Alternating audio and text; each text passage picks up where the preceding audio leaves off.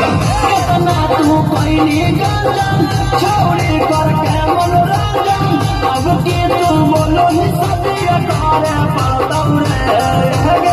कितना तू कोई गंजन छोड़ी करके मनोरंजन अब के तू बोलो ही सदिया करे पड़ताऊ रे बाप दादा डराई नहीं बेटो न डरताऊ रे चाहना वादा पता न कैसा डरे पड़ताऊ रे